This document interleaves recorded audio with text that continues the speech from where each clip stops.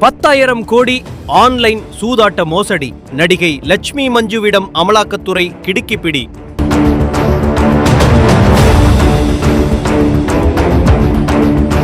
Online மூலம் சட்டவிரோதமாக சூதாட்டம் நடத்தி ரூபாய் 10,000 கோடி வரை பண மோசடி செய்த வழக்கில் நடிகை லட்சுமி மஞ்சு நேற்று ஐதராபாத்தில் உள்ள அமலாக்கத்துறை அலுவலகத்தில் தீவிர விசாரணைக்காக ஆஜரானார்.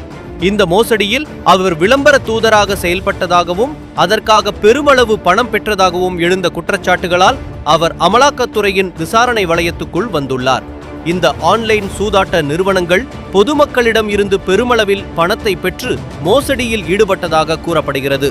இந்த நிறுவனங்களுக்காக லட்சுமி மஞ்சு சமூக வலைதளங்களில் தீவிரமாக விளம்பரம் செய்துள்ளார்.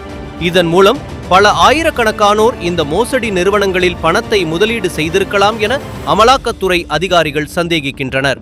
அமலாக்கத்துறையின் விசாரணையில் லட்சுமி மஞ்சுவிடம் அவருடைய வருமானம், வங்கிக் கணக்குகள் மற்றும் இந்த நிறுவனங்களுடனான தொடர்பு குறித்து கடுமையான கேள்விகள் கேட்கப்பட்டதாக தகவல்கள் தெரிவிக்கின்றன. இந்த விசாரணை முடிவில் லட்சுமி மஞ்சு மீது வழக்குப்பதிவு செய்யப்படுமா அல்லது மேலும் விசாரணை நடத்தப்படுமா என்பது குறித்து அமலாக்கத்துறை விரைவில் முடிவு செய்யும் என எதிர்பார்க்கப்படுகிறது.